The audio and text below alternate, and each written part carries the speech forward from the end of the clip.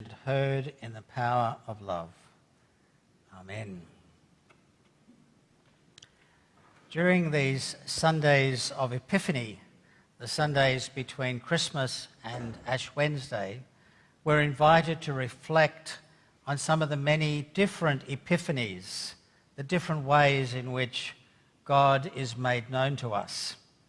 And in a sense, we've been going through a season of epiphanies rather than the Epiphany season. And the sermons each week, given by different people, have highlighted different ways in which God might disclose himself to us. In a sense, our lives are in reality a series of epiphanies, chains of revelation and cycles of sacred disclosure. That's the point of being religious people, of being people of faith, of being Jesus people. But that very idea makes some religious people nervous. They like to think they have God all nicely defined in their creeds and their articles of religion. It's all so neat, all set in black and white, no shades of grey, but no living colour either, just monochrome religion. No room for imagination and no scope for God to do anything new. God is impotent in that kind of religion. God has to stick to the script. She's not allowed to do anything different from what's already found in the tradition. That's not a new problem. It was known to the prophet Isaiah and his successors in ancient Israel. But what they know and what we know is that God does not play by those rules. Never has, never will. So we're by the waters of Babylon as we listen to that first reading. And the anonymous prophet whose words we hear today, his words were collected and preserved as part of the great scroll of Isaiah the prophet.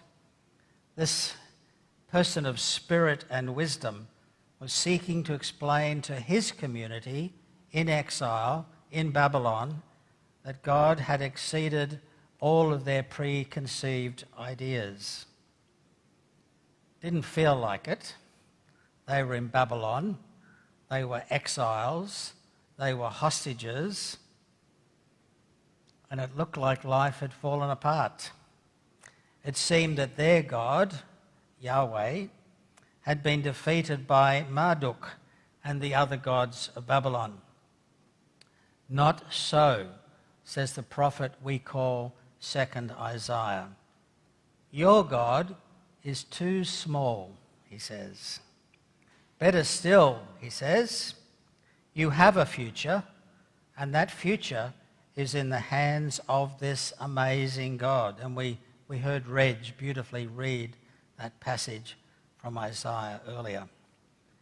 Do not be afraid for the future, the prophet says. The future will be shaped by the God who is beyond all our religions and all our biggest concepts. But the future can still look grim from where we sit. There are times when we wonder if there is a future at all. Those tend to be the times when the good old days seem so much better than what we have available to us right now. And there are times when we're really feeling uncertain about what the future may hold for us. That can be true for us as a nation. The way forward can be uncertain. The options are all contested. And in a post-fact world, thank you, Mr. Trump, what counts as truth and what really offers hope? Imagine if you were the Prime Minister. What a job, trying to steer us into a future, no matter who we vote for. Spare a thought and a prayer for ScoMo. It can also be true for us here in the civic community in Grafton and throughout the Clarence Valley. the empty shops, and the small number of people younger than 50, half the average for the state, can make us uncertain for the future and unsure of how to act right now. Spare a thought for the people serving on council. They don't do it for the money because they get hardly a pittance, but they have a challenging job. It can also be true of the cathedral. When they began to build this place back in and had it ready for opening in 1884, so think back to about 1880, 1881, 1882, Grafton had just 1,500 people. And the Church of England people, as they were called back then, had the vision, the arrogance, the attitude to build a church this big. You could have put almost the entire town inside the cathedral.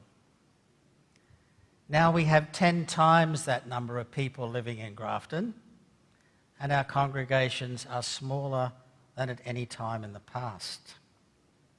What does the future hold for us?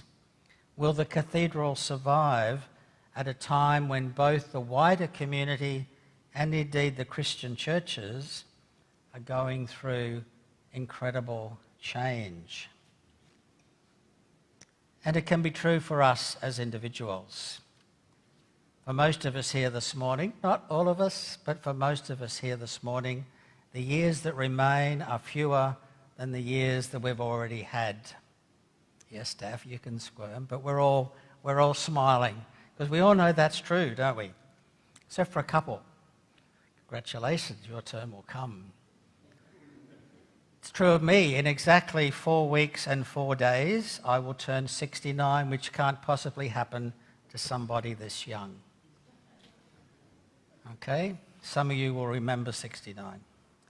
Most of my life is now behind me.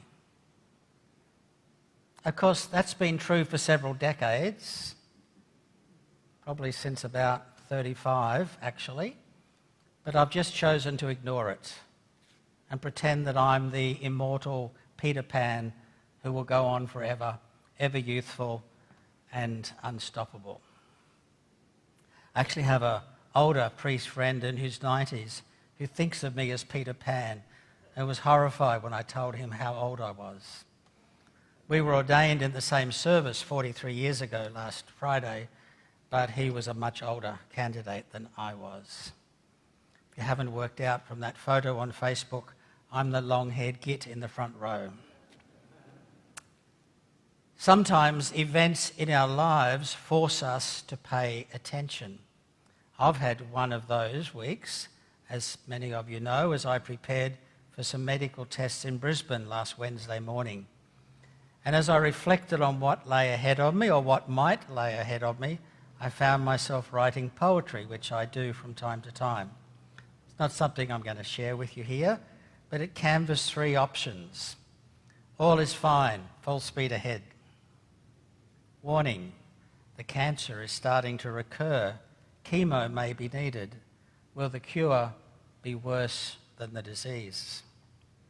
Emergency, the cancer is back and has spread to other parts of my body. It's time to remember how to die well. When the cancer first was found, in the weeks around the time I started here as Dean, as it happens, I remember going to my first Dean's conference and I shared the news of my diagnosis with Peter Catt, who many of you know and love, and Peter kindly recommended a book with the delightful name, Die Well. It actually was a really good book to read, but I don't think I ever finished it. There you go. So, of course, of those 3 options, I have my preferences. And fortunately, it was actually the first option, which was the outcome. But what I found really interesting as I put my thoughts and my feelings into poetry was that I was totally calm about any of the 3 outcomes. It really didn't matter to me, ultimately, which of those 3 were the outcomes.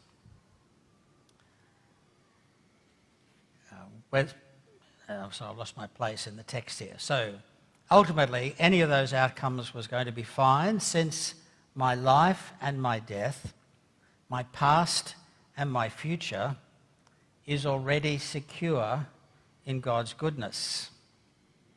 Not because I'm special, but because God is the source of everything that is. God is the energy which sustains everything, and God is the goal to which everything is moving, no matter how slowly or quickly we reach that goal. In its own small way, that realization was an epiphany moment for me during this past week. And I pray that your week has also offered you personal epiphanies into the reality of God's love and the possibilities of a future beyond anything we can yet imagine. So I finish with those ancient words from the prophet Isaiah. Have you not known? Have you not heard? The Lord is the everlasting God, the creator of the ends of the earth. He does not faint or grow weary. His understanding is unsearchable. He gives power to the faint and strengthens the powerless. Even youths will faint and be weary, and the young will fall exhausted. But those who wait for the Lord will renew their strength. They shall mount up with wings like eagles. They shall run and not be weary. They shall walk and not faint. Amen.